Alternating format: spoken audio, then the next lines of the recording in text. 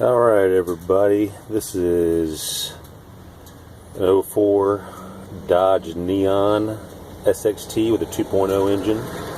This is my first YouTube video, so hopefully everything goes well. I'm doing the crankshaft position sensor. The reason why I'm doing this particular sensor is because I'm getting a P0340 code on my digital display on my odometer reading. That either came up camshaft position sensor or crankshaft position sensor. I've already done the camshaft position sensor, which is located right here. Get the sun out of the way. Right here on the side of the engine. There it is, right there. It's not in position right now. That's where it goes. This is what it looks like right here. Oh, there we go. That's it right there. That just hooks up onto the side where I just showed you. That's the camshaft position sensor. Now I've already replaced that. I replaced that about a year ago. So I'm thinking it's the crankshaft position sensor, and that's located. Well, we got the intake manifold off.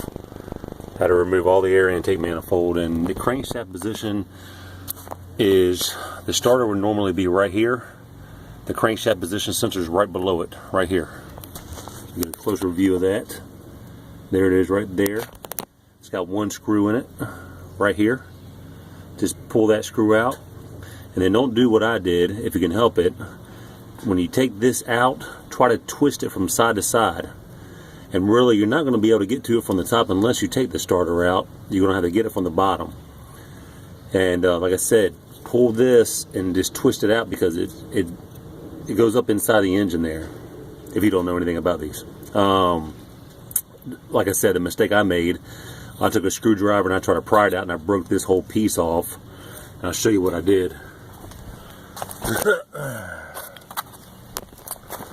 So this is the piece right here. What I just showed you. This is the old one.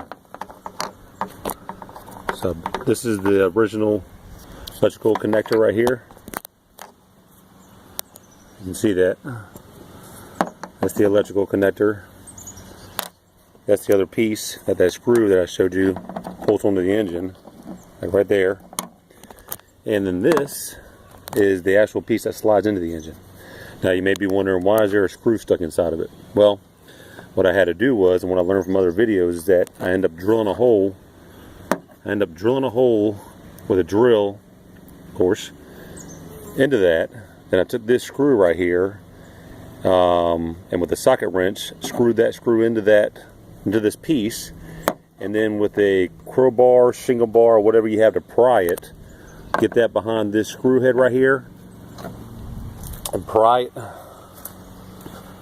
it against the engine, or the transmission anyways. So yeah, there's the new one. Like I said, the old one was in there like so. Put that screw in there like that, and then I took a pry bar and pried up against the transmission here until it popped all the way out. And it took me a few tries to get it done. It took me a few times to drill the hole in there, get the screw in there. The screw kept popping out. I had to find a thicker screw to put in there. But if you end up busting the plastic off of that electrical connector, that is one option to do. Just be patient with it and take your time with it, but it will come out. And there you go. There's the old one. Also, too, before I did all this, the starter motor that was in here ended up busting the head off of that. And that hole is right here. Oh, right there. It goes in and comes out the other side here. Right here. That's your top bolt. And then your bottom bolt, of course, is down here. The bottom bolt's fine. And I'll show you that. Excuse me. So that's what I end up doing. There's your starter right there. There's the hole that I had to drill out. There's the other hole at the bottom. That one's good to go. This one, normally it would have it would thread into there, but since I drilled it out, it's just a hole now. So what I end up doing, what I'm going to do anyways, is I bought a bolt and a nut and a washer set from the auto parts store. When I put it back in, I'm just going to use that to bolt it back in with. I'm going to go ahead and do that now, and I'll come back to you. All right, hang on. All right, so what I got here is I got let me see, let me position this so you can see it. And I got a that's my bolt that I'm going to be using, a nut and washer, and I'm going to use that. I got the size I have is a 3/8 inch by 24 by 2.5. That's the size of the bolt, anyways. It's 2.5 inch bolt. Then the nut's going to be, and the washer is going to be a 3/8 inch and 24-24. And then I'm just going to slide it in the hole and tighten it up, and I'll show you what it looks like when I'm done. Hang tight.